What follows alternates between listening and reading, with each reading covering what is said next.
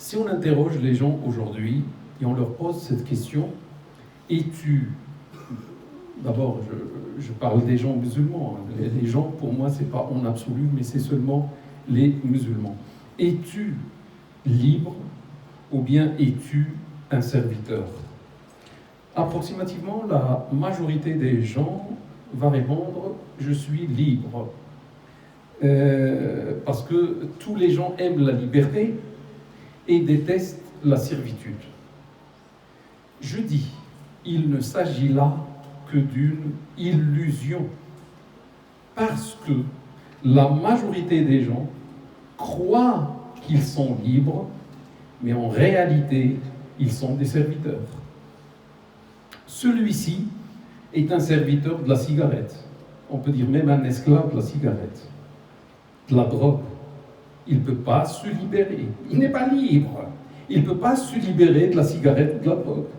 Celui-ci est un serviteur de l'argent, l'autre est un serviteur de la passion, et l'autre est un serviteur des désirs,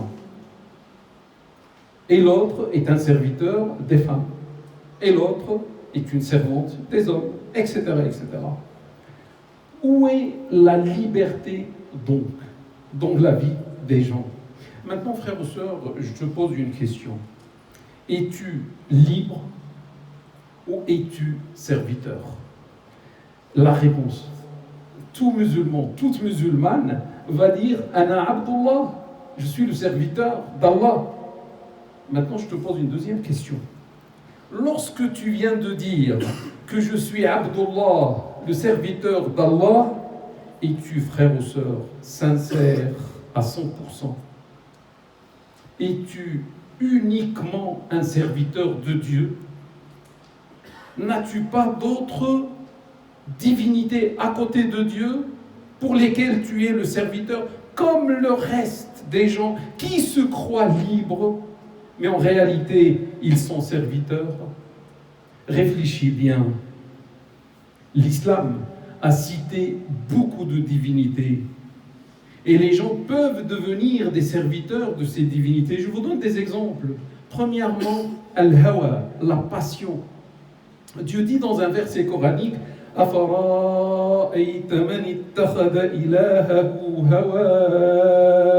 As-tu vu celui qui a fait de sa propre passion son Dieu ?» C'est Allah qui parle, c'est pas moi. C'est-à-dire la passion lui fait des ordres et tout ce que la passion lui demande. Oui, passion. Oui, ma passion. Deuxièmement, c'est le shaitan.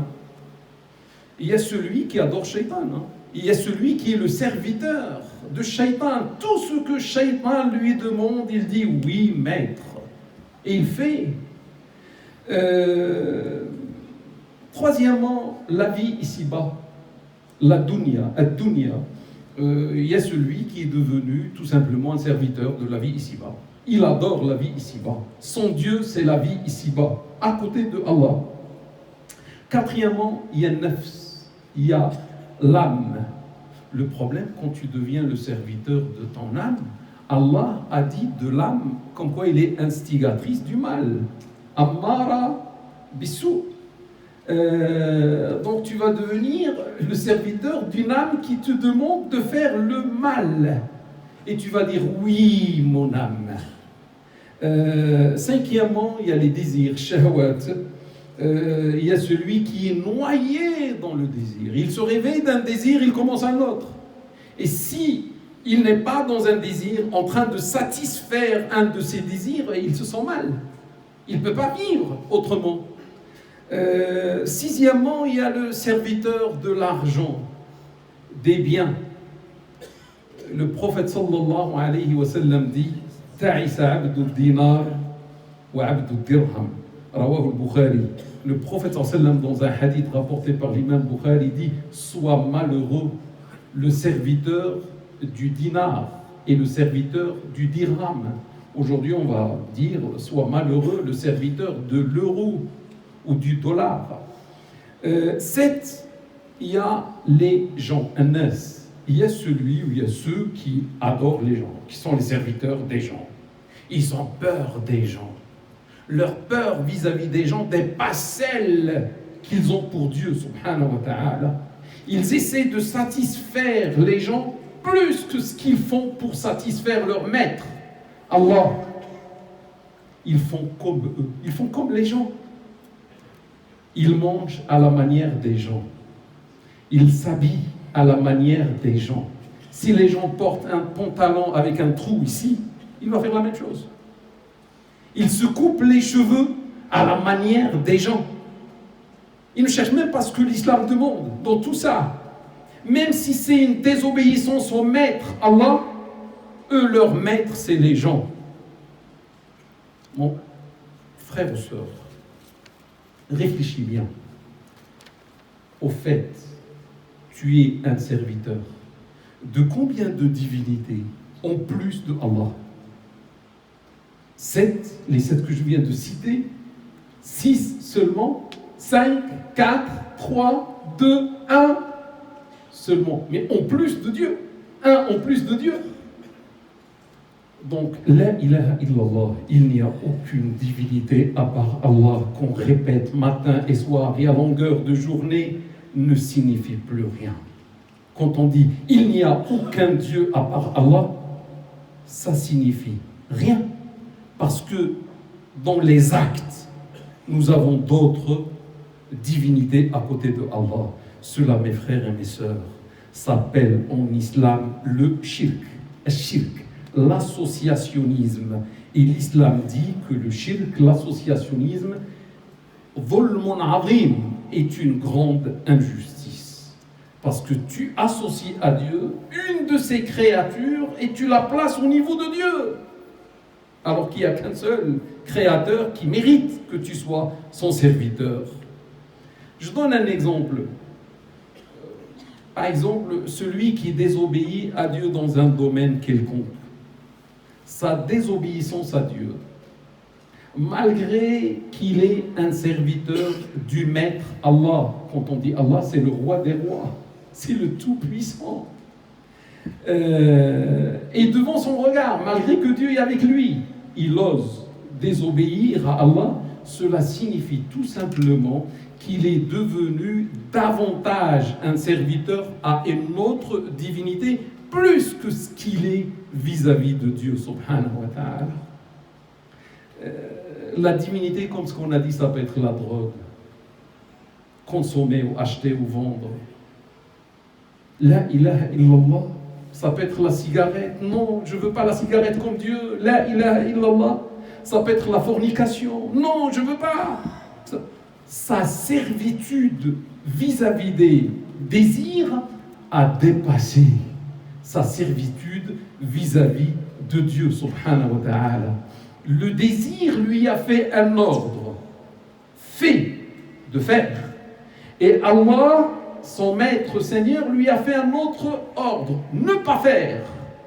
Et finalement, il a obéi à son désir et il a désobéi à son maître Seigneur. Celui qui n'acquitte pas, par exemple, la zakat, Dieu nous a demandé d'acquitter la zakat. Celui qui n'acquitte pas la zakat, cela signifie qu'il est devenu davantage un serviteur de l'argent. Son Dieu, c'est l'argent. Plus que ce qu'il est, c'est-à-dire comme serviteur de Dieu, subhanahu wa ta'ala. Cela signifie la personne a aimé l'argent plus que l'amour de Dieu, subhanahu wa ta'ala. Et c'est pour ça quand son maître Dieu lui a dit de donner l'argent aux pauvres, il a dit non, je ne peux pas faire ça. Parce que moi j'aime l'argent plus que mon amour pour toi Dieu. Les exemples sont très très nombreux. Je me contente de ce qui a été dit. Et je dis maintenant, frères ou sœurs, dans ta vie de tous les jours, vis-tu comme libre par rapport à Dieu, par rapport à Allah?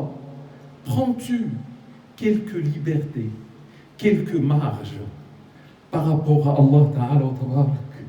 Ça veut dire, tu es dans ta vie un serviteur, par exemple, de la passion, ou bien vis-tu comme uniquement un serviteur d'Allah à 100%, à 1000%? Pour t'aider à répondre à la question, Je pose une autre question. S'il te plaît, frère ou sœur, dans ta vie de tous les jours, dans tes nuits, etc., est-ce que tu fais tout ce que tu aimes, toi? Si c'est oui, tu es serviteur pour d'autres choses. Est-ce que tu fais ce que tu aimes? Ou bien est-ce que tu fais uniquement ce que ton maître Allah aime? Mon frère ou ma sœur, est-ce que tu mènes une vie de quelqu'un, d'un serviteur humble, responsable, qui ressent la présence de son maître Seigneur avec lui?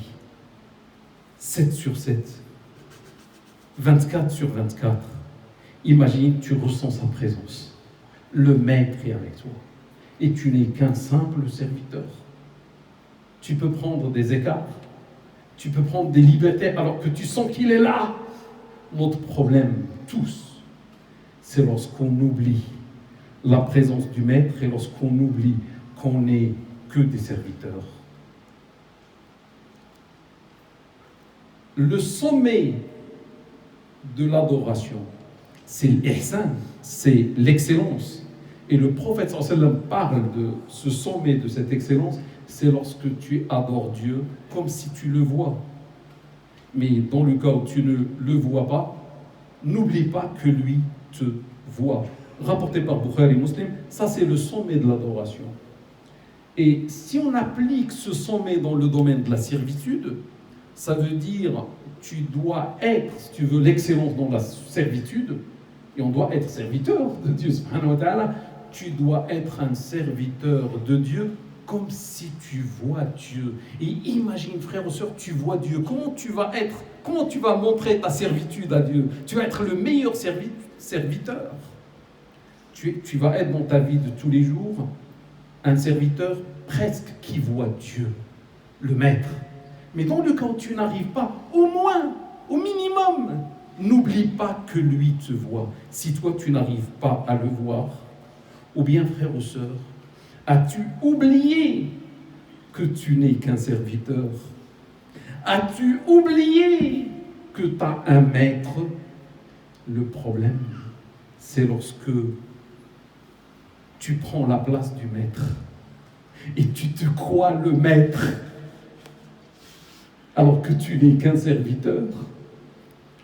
Combien c'est dangereux, combien c'est grave quand un serviteur se comporte comme un maître.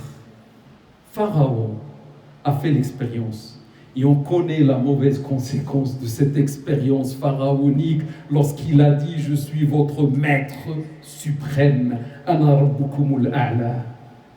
Dieu l'a humilié devant le regard de tout le monde. Dis-moi, frère ou sœur, quand tu manges à la manière d'un roi ou à la manière d'un serviteur? Tu veux manger d'une manière et après tu te rappelles du regard de Dieu, du maître, et tu n'es qu'un serviteur et tu dois lui montrer que tu es serviteur et tu manges à la manière d'un serviteur. Quand tu conduis ta voiture, tu conduis la voiture à la manière d'un roi ou tu conduis la voiture à la manière d'un maître conscient, d'un serviteur conscient que son maître le suit, le regarde? Quand tu vas t'asseoir dans ton salon, tu vas t'asseoir à la manière d'un roi, avec le pied sur la table, avec je ne sais pas quoi, ou tu vas t'asseoir à la manière d'un simple serviteur qui ressent la présence de son maître et sa honte et sa pudeur l'empêchent de faire ce qu'il veut, parce qu'il y a le maître. Frère ou sœur, s'il te plaît, ne suis pas Pharaon dans son expérience, parce qu'on connaît la conséquence. Essaie de suivre notre cher Mohammed, salat et salam sur lui, parce que c'est notre modèle. L'ange est venu de la part de Dieu pour lui laisser le choix entre mener une vie de prophète roi, comme David, comme Salomon, c'est halal, ou bien de mener une vie d'un prophète roi. Et il a dit, salat et salam sur lui, je veux mener la vie d'un prophète serviteur. Et non, alors que c'est la meilleure créature. Il aurait pu choisir d'être un roi, vivre comme un roi. C'est pas haram pour lui. David l'était, Salomon l'était, d'autres aussi. Avec sa sagesse. Et c'est lui la meilleure créature. Khayru al-khalq. Il a choisi la servitude, d'être un serviteur de Dieu subhanahu wa ta'ala. Il a même dit, ne me flattez pas à la manière des chrétiens qui flattent Jésus, fils de Marie. Je ne suis qu'un abd, je ne suis qu'un serviteur. La meilleure créature a voulu mener la vie d'un serviteur. Et c'est notre modèle. Et il a dit, dites plutôt le serviteur de Dieu et son messager. À quelqu'un d'autre, il a dit, je ne suis qu'un abd, je ne suis qu'un serviteur. Je mange à la manière d'un serviteur et je m'assois à la manière d'un serviteur. Il a choisi d'être pleinement un serviteur d'Allah. Il a atteint par là le sommet de la modestie et de l'humilité. Son emblème, c'était celui qui se montre humble devant Dieu, Dieu l'élève. Et celui qui se montre orgueilleux, Dieu le rabaisse. S'il te plaît, frère ou sœur, n'essaie pas de t'élever toi-même par toi-même.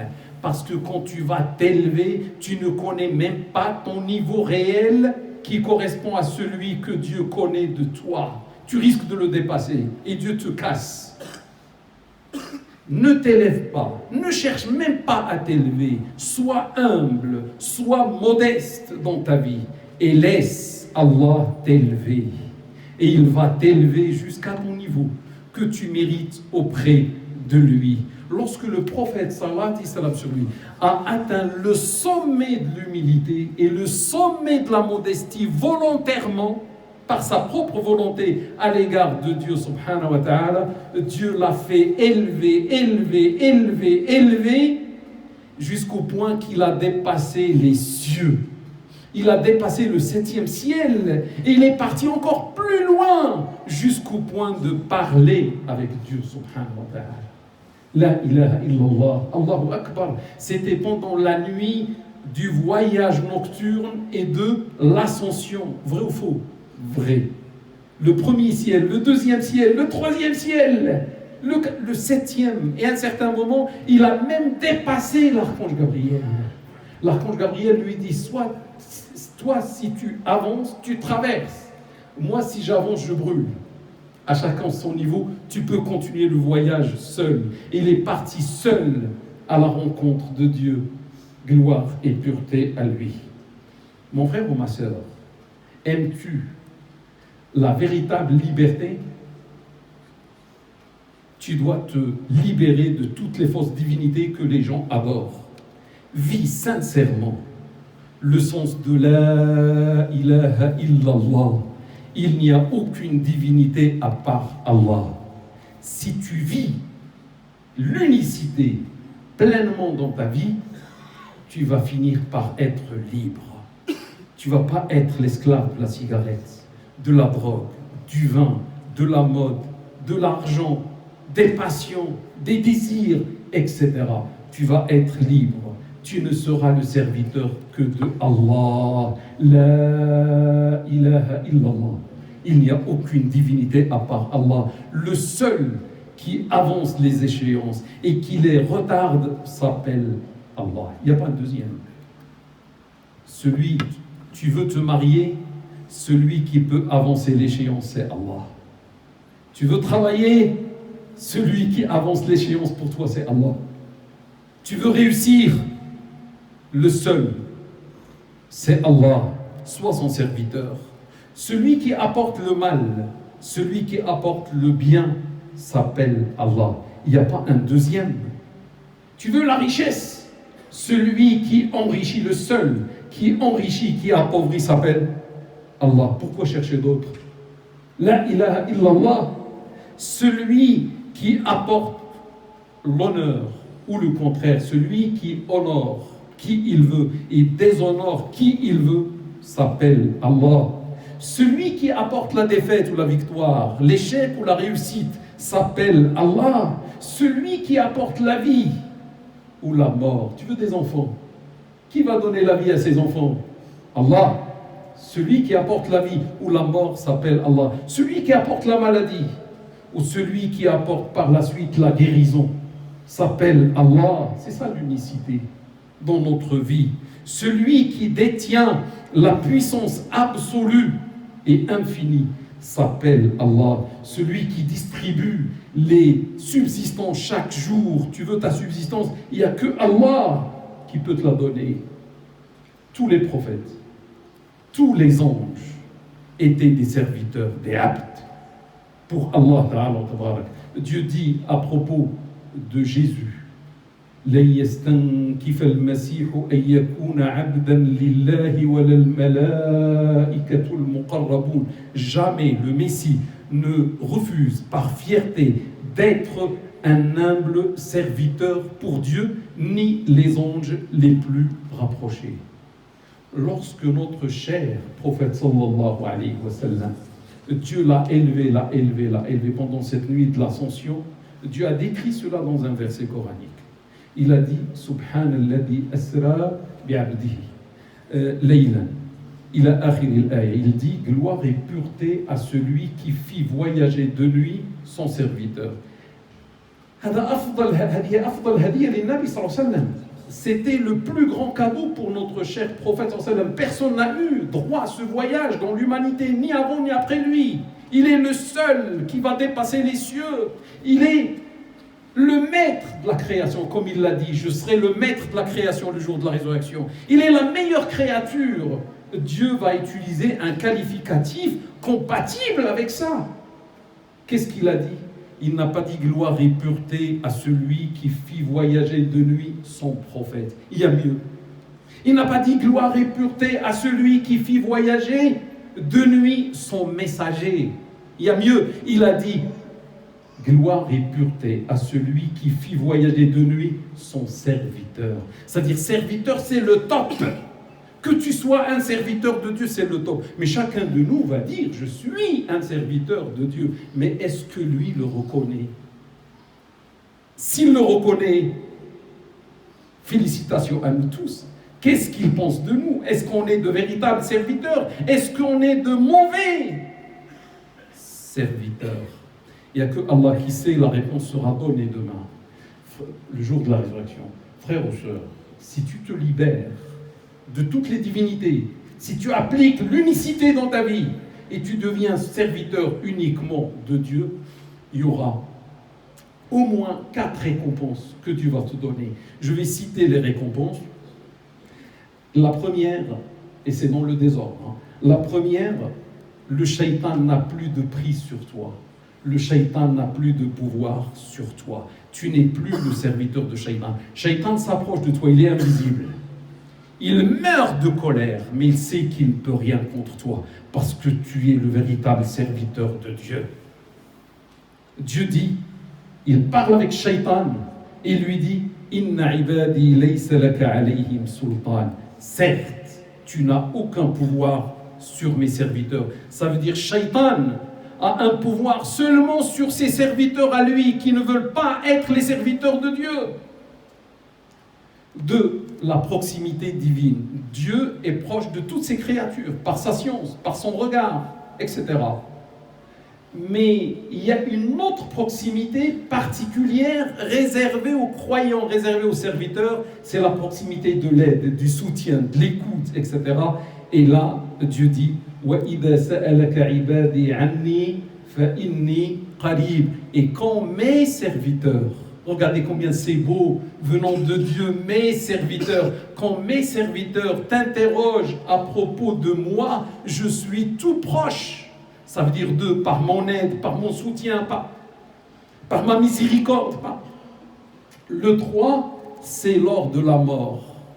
Si tu es un véritable serviteur de Dieu, si tu as choisi de vivre un serviteur de Dieu, lors de la mort, il y a une récompense qui arrive. On te dira, ce verset coranique, Ya ayyatuhan nafsul mutma'inna irji'i ila rabbiki radiyatan mardiyah fadkhuli fi ibadi wadkhuli jannati. Ô âme apaisée, retourne à ton maître, regardez le maître, retourne à ton maître Seigneur, satisfaite et satisfaisante, entre donc dans le groupe de mes serviteurs. Je souligne mes serviteurs, et juste après, et entre dans mon paradis. Parce que si tu vas prendre place avec les serviteurs de Dieu, c'est le paradis. Et entre dans mon paradis, on te dira, subhanallah, ça avant que tu meurs. Ça veut dire ici, dans cette vie, ici-bas, tu sauras que le paradis est ta demeure. Tu ne vas pas attendre le jour de la résurrection pour le connaître. L'annonce a été faite ici même, dans la vie ici-bas. Parce que ici, tu étais un serviteur de Dieu, subhanahu wa ta'ala. La quatrième et la dernière, le jour de la résurrection, le jour où les gens ont peur, ont la terreur, le soleil tout proche, la transpiration, la longueur de la journée, 50 000 ans, le doute, etc. Là, c'est Dieu qui va parler avec ses serviteurs. Regardez ce qu'il va leur dire dans un verset coranique. Ya ibadi, la khawfun alaykum al-yawma wa la antum tahzanun. Oh mes serviteurs, regardez combien c'est beau quand ça sort de Dieu pour dire à certains, est-ce qu'on sera parmi eux qu'Allah, qu'on le soit, Inch'Allah. Oh mes serviteurs, aujourd'hui, aucune peur ne vous accable et aucune tristesse. Frères ou sœurs, veux-tu ces cadeaux divins venant du Maître? Sois un serviteur de Dieu dans cette vie ici-bas, avec sincérité. Pendant quelques années, la vie ici-bas est éphémère, ça passe vite. Un temps très court, tu vas réaliser la servitude sincère à Dieu subhanahu wa ta'ala. Et vous savez c'est quoi la récompense? Dieu va t'élever grâce à ta servitude. Grâce à ton humilité, il va t'élever. Il va faire de quoi? De toi quoi? Il va faire de toi un roi, une reine, ou dans le paradis. Et cette fois-ci, ce n'est pas pendant quelques années, c'est pour l'éternité. Tu es un roi. Ici, il t'a dit, ne fais pas comme le roi, mais je vais te rendre un roi là-bas. La royauté, c'est là-bas, la servitude, c'est ici. Et sache, au final, que tu n'es qu'une créature, créée par Dieu, comme moi, programmée pour être un serviteur. Si tu refuses d'être un serviteur de Dieu, tu ne vas pas être libre. Tu es programmé pour être un serviteur. Donc tu vas chercher à être un serviteur de la passion, de Shaitan, de l'âme, ou d'autres divinités. C'est à toi, frères et sœurs, de choisir qu'est-ce que tu veux. Veux-tu être le serviteur du Créateur unique, le roi des rois, ou veux-tu être le serviteur d'une petite de ces créatures? Et par là, on tombe dans l'associationnisme. Que Dieu nous préserve. أقول قولي هذا واستغفر الله لي ولكم ولسائر المسلمين فاستغفروه إنه هو الغفور الرحيم وآخر دعوانا أن الحمد لله رب العالمين.